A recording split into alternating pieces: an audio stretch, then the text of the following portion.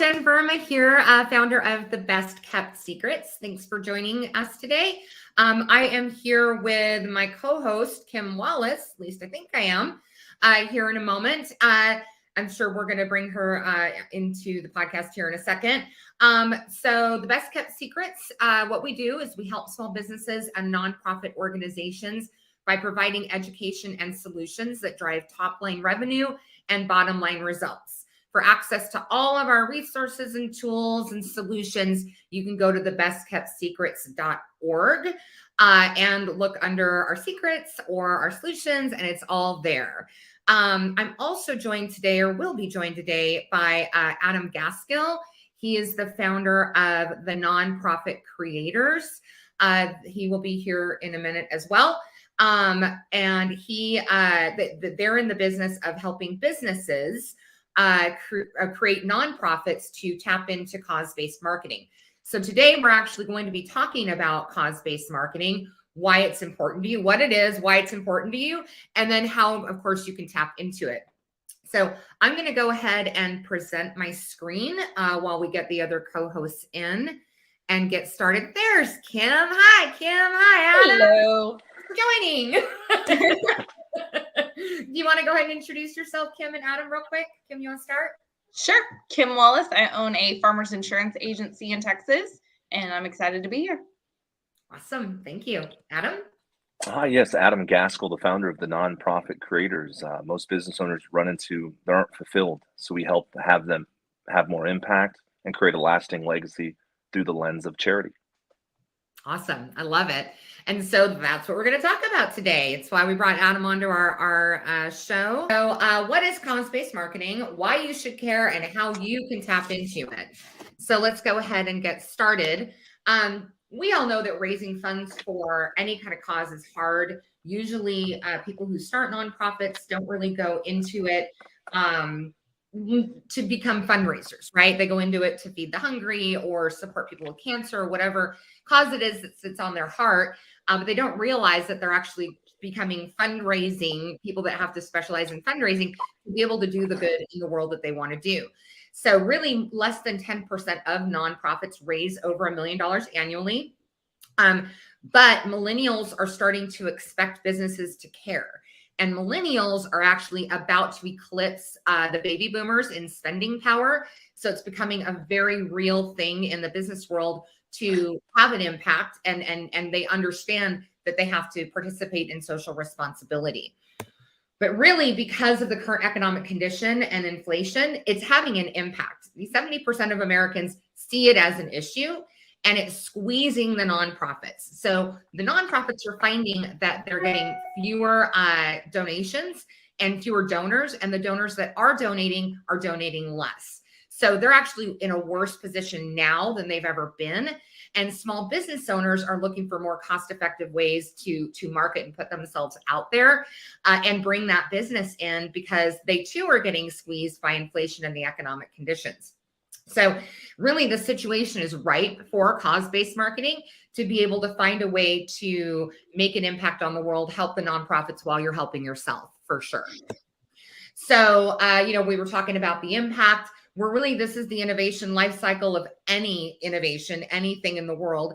And we are here right about 2023. We're on the upswing. So this is big business, and it's expected to become a $20 billion market by 2025. So we're in the thick of it right now. And we need to figure out really how to tap into it. Adam, do you have any additional data, since this is kind of your area of expertise, that you'd like to add? Just to simplify it down, when I ask a lot of people what is cause marketing, they don't really understand it. So a simple example that we usually use is, say, for example, I own a puppy rescue, and you love puppies, right? I mean, everyone does. And if I have 10% of my proceeds of my business going towards that puppy rescue, naturally you want to do business with me. Mm-hmm. So reciprocity, authority, and credibility gets transferred because of the cause, because you're doing more good and you're creating that impact as well. So that's just a good way to look at it. So nothing more to add than that. Thank you. Awesome. Thank you. It's great feedback. But guess who's shutting their doors by February 20th, 2023?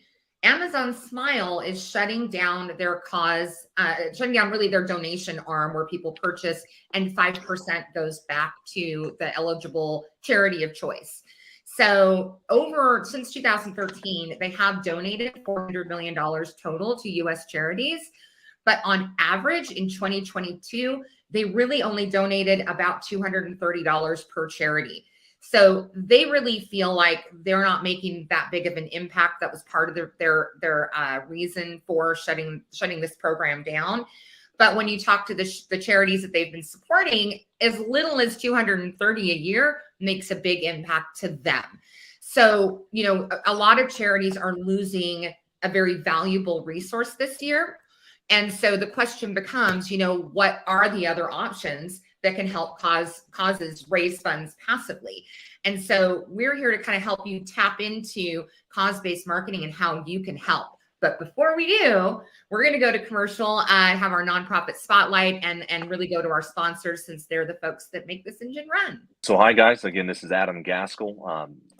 People ask me, what business are you in? Well, most business owners we meet aren't really fulfilled, or they're not completely satisfied with their current level of impact. Well, we help business owners have more impact and build a lasting legacy by creating a nonprofit.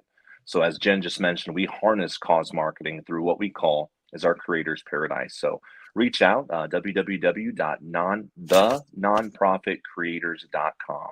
And this is Adam Gaskell. Look forward to hearing about your passion and your cause. Thank you. Awesome. Thank you, Adam. Hard Hats Helping Heroes. This is our nonprofit spotlight of the week. Hard Hats Helping Heroes is actually a client of the Nonprofit Creators. Yay. They have a mission of helping injured first responders and the families of fallen heroes by providing resources to them and their families. Most of the board members own construction companies and are willing to help with home repairs, among other things. Businesses on the board include BLC Construction and 5K Diamond Ranch, who are also first responders, and as well as Gant Custom Granite and ProStar Garage Door. If you'd like to support Hard Hats Helping Heroes, boy, that's a mouthful, mission at no cost to you, or if you just want to donate to get more information, go to thebestkeptsecrets.org and click on the I Want to Help button, and we'll get you guys connected. Save to Support provides nonprofits with a mechanism to bring donors value in exchange for their donation dollars while promoting small businesses and passing discounts on to consumers. When a consumer subscribes to donate monthly on the Save to Support platform, 90% of the donation is given to their selected charity. To register as a nonprofit supporting businesses or to subscribe to donate to your favorite cause, go to savetosupport.org. Support, shop, save. Okay, guys, now we're back.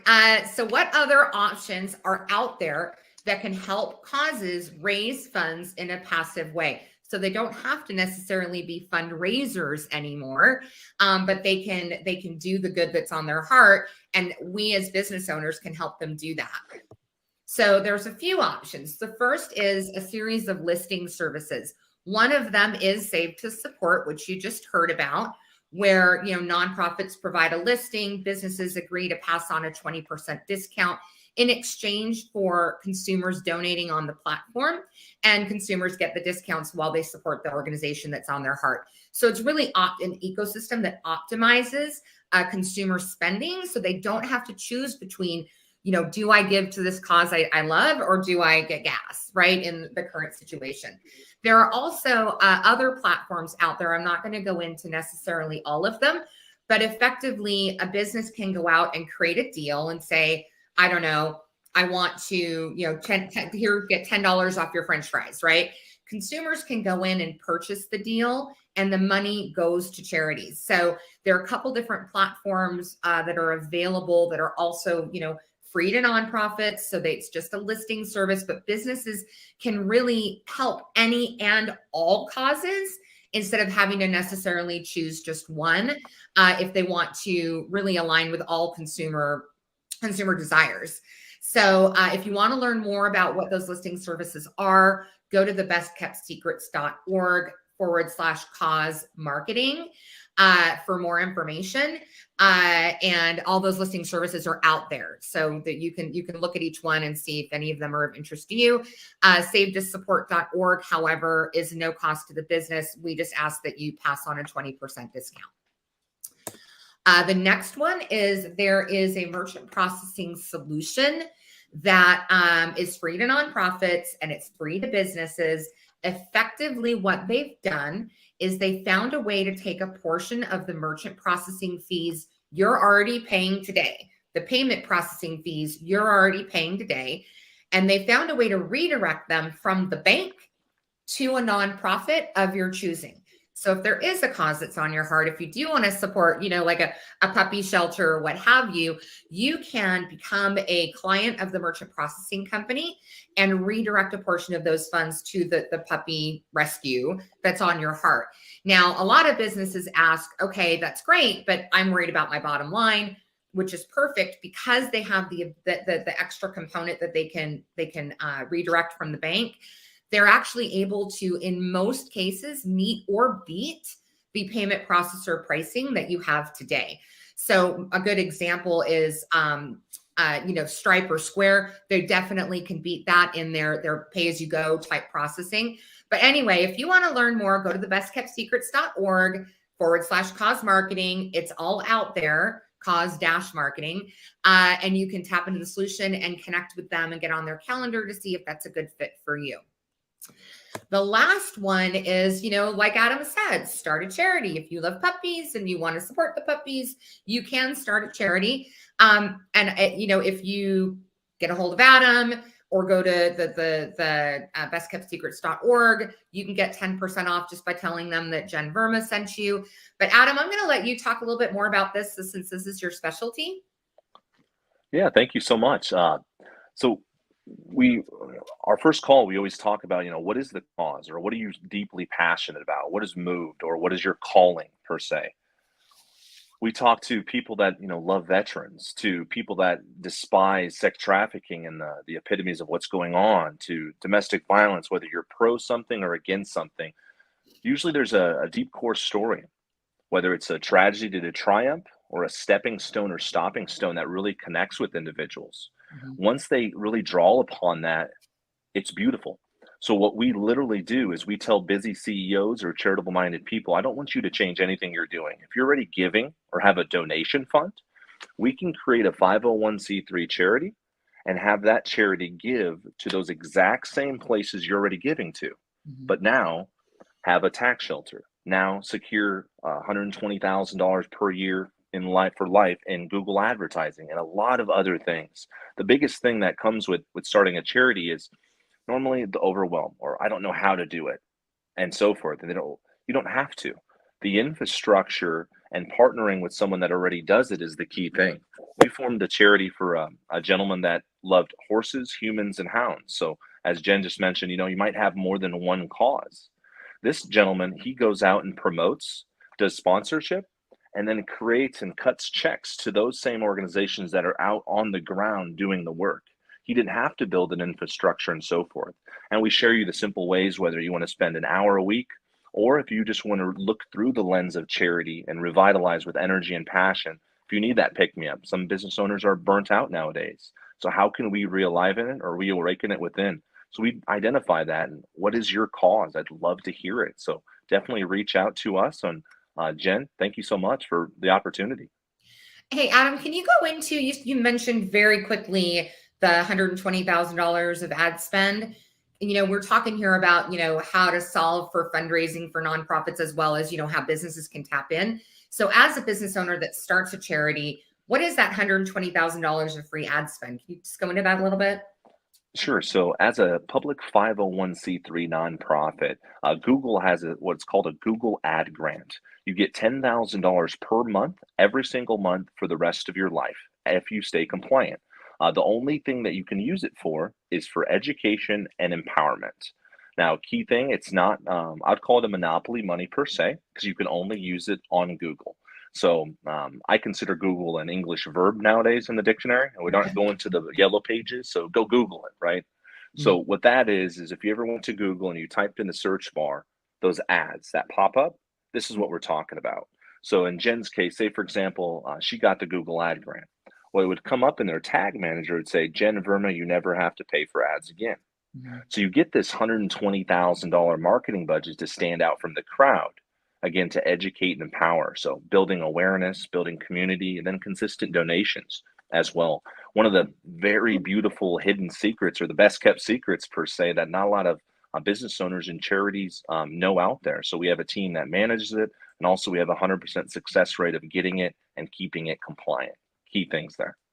Nice. Well, and to that point, so if a business owner decides to start a charity, you know, like we were saying earlier, they're now in the business of fundraising. So that $120,000 solves that for the business owner that's choosing to start a charity. That's pretty powerful. Thank you, Adam, for going into that. Thank you. Yeah, absolutely. All right, let's go to our next set of commercials. And when we get back, we've got a special treat. Kim's going to delight us with a crazy insurance story, so don't go anywhere.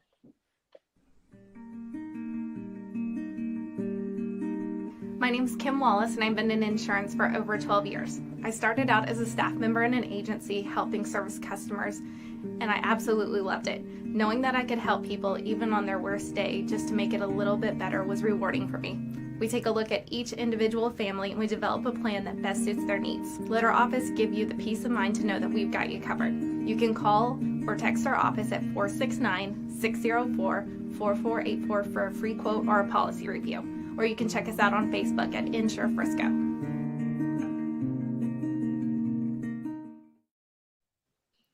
I love that commercial, Kim. Well, thank you. I did no prep for that. So I was so nervous. I actually went into my payroll company and they said, oh, we offer you a free commercial. And I thought, oh, it's not going to be that great. And then when they sent it to me, I was like, man, I wish I had prepped. Nice. Well, you're good at winging it. That's why we're here. Well, if you've ever seen the farmers commercials, you know, Professor Burke, he says, we know a thing or two because we've seen a thing or two. Being an insurance agent, you definitely get to hear a thing or two on the phone when someone calls in about their claims. Two that really are funny, I enjoyed. One is actually someone in our networking group, Jen, and he decided to go to a deer lease for the weekend. And after being out there for 2 full days, he gets back to his truck in the middle of nowhere and realizes he does not have his key fob for his remote start vehicle. And so you can only reset those at the dealer, which was 400 miles away. Oh, no. That was like an expensive tow and a very long wait for a tow truck to pick him up on a county road that he had no idea how to even instruct to get to him. Oh, no. Yeah, so he sat on the road for a while. Wow. But we're going to talk about this when the episode's over and this is over. Yes. Who that is. That's crazy. Oh my Yeah, gosh. but whenever I do a presentation in our networking groups, I like to talk about different claims that got sent in, because when we have a crazy claim, we can actually send it into corporate. That's how they make their commercials. Those are all real claims that you see on TV. Mm-hmm. But one of my favorites that another agent had was a gentleman woke up in the middle of the night to the sound of his ex-girlfriend calling his name. And he looks in the backyard, he looks everywhere, he doesn't see her, tries to go back to sleep, and he keeps hearing his name being yelled. And so he finally gets up and realizes it's coming from his living room. She missed him so much that she thought she would try to enter his home Santa style coming down the chimney. And so he had to call 911 because she got stuck. But farmers covered it as a claim. They removed the bricks to free her. But that's a pretty embarrassing. And the fact that you would ever think that it's okay to try to go down someone's chimney, the spiders alone would keep me out. the what could be in there? Just what could be in there? Like you just right? Yeah. No. That gives new meaning to crazy ex-girlfriend. Absolutely. Hopefully she met a really nice firefighter in the process. So did she? Wow. And that didn't send any red flags with the firefighter, didn't red flag him at all. Like maybe this is not a good person. That's dedication. Right. Yeah, you never know the calls that you're gonna get in. You were talking to people on their worst days and sometimes their craziest days. So yeah. Wow. That is a good one for sure. That's all right. So What's up for next week? We're going to go into a series next week around advocacy marketing, social media, what have you. We are going to talk about what advocacy marketing is, because it too is in the beginning of the innovation life cycle. We all really understand and are familiar with influencer marketing. We're familiar with ambassadors. We're familiar with affiliates. But most people aren't familiar with the term advocacy marketing. So we're going to dive into that and then explain to you why you need to care, because it is actually up and coming. It's super powerful. It gives you a ton of organic reach and power on social, and drives SEO at the same time. So be sure that you're here to dive in with us on that. And then we'll walk into bringing an expert on and a new platform that launched in January 1st. And we're going to bring him on as a guest with CrowdShare in not this next episode, but the following, and really dive into more of the marketing solutions. Kim, you're a big social media marketing person. That's how Kim and I first got connected and tied up together, because I was bringing her, actually presented advocacy marketing at her chapter, one of her networking group's chapters. And she just jumped all over it and fell in love with it. And she was like, oh my God, we do this already. And she got it, and she got me, which, at the time, like I said, it's new, not a lot of people understand it. And I usually get the deer in the headlights look from the networking group. And, they have to see my presentation 2, 3, 4 times. So, plan on watching it 2, 3, 4 times before they understood it. But Kim got it right away. Which was fantastic. So, you're big in that space, and I don't know what kind of value you saw coming out of it. I love marketing, especially online. I'm with Adam. Google is a verb. Google it is definitely a verb, especially in my household. But when it comes to finding anybody online, you don't go to a yellow page book anymore. You go online to find what you're looking for. And when Jen first explained everything in the room, I'm like, oh my gosh, this is so excited. I'm looking to my left and I'm looking to my right and realize Jen is speaking, German to these people. And I'm like, no, this is cool. And I just kind of broke it down on simple terms for them of how you can get your name out there and how this is going to help push it. And I think people started to realize, oh my gosh, okay, I need this in my life. A lot of people with businesses, they get nervous to start out on social media because they don't know where to start. And at least with Jen, it gives you a place to start, and people do post just because they were told at one point, hey, I need to do posts on social media, but they don't know what to push, who to push it to. And this kind of helps you to make sure you don't just have the 3 likes, your mom, your best friend, and yourself liking your post. Right. Well, and that's one of my big, it burns me up. It's very frustrating to me that, most small business owners know the key 3. You need a website, you need SEO, and you need social media. And that's just not true. It's just not true. Every business, depending on who you're trying to reach, who your demographic is, what it is you're doing. Are you educating? Are you what is your objective? Are you trying to convert? Are you trying to build a brand?